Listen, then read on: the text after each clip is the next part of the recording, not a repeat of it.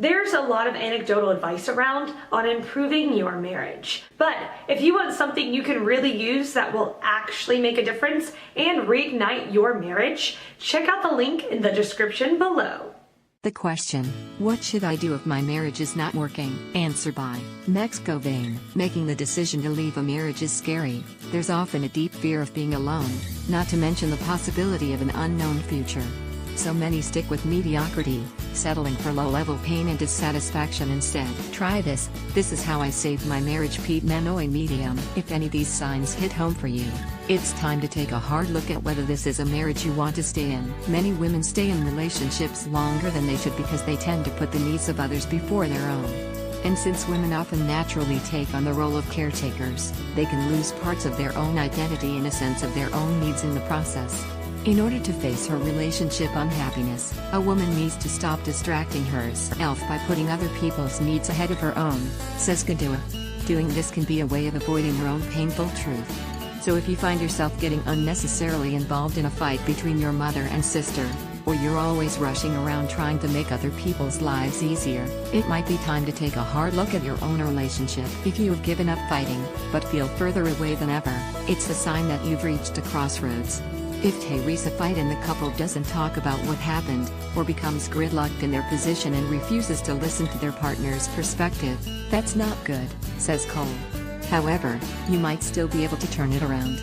Unsolved conflict can fool us into thinking that our love is lost, when it's actually only buried beneath the ashes of smoldering resentment and anger, says Turndorf. In other words, the love could still be there, but you just can't access it. To get back in touch with those feelings, turn toward your partner emotionally, which creates closeness and connection rather than ignoring them or responding negatively, which creates distance and disengagement. Fights can lead to greater intimacy if the couple processes the fight and repairs the relationship, says Cole.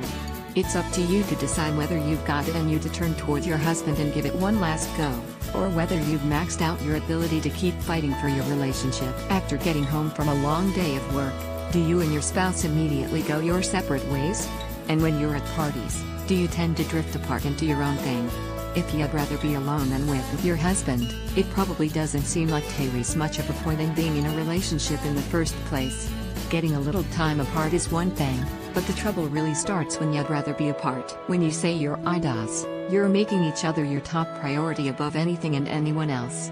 When you lose that essential part of your marriage, you can lose the person that once meant the world to you. If you're not making your husband a priority in your life anymore, or if has not making you his, it's going to be really hard to stay a solid unit. Try going back to prioritizing your time together, each other's feelings, and each other's goals to get back into a healthy place before it's too late. Answer by Prasamsa. Marriage is not just a relation between two persons, but it's an emotion among family members.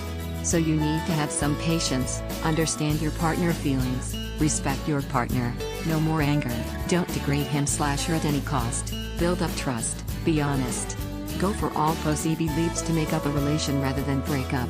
Don't make him/her to leave you, remember memories of good times both of you had, don't make your partner to be emotionally alone. Hurt deeply XYZ.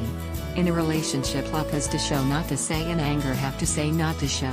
If you follow all above for some time, your marriage become blockbuster rather than a disaster. Answer by Eric Demeter. Great question. First, don't give up. There's always hope. I'm not sure what the not working part is, but maybe it's a so-called compatibility issue in your eyes. Second, have you thought of talking to a pastor or a health professional? These people are trained to help and can really assist you and your hubby in turning a bad marriage into a good one. Third, here is a good article to read. I hope these help.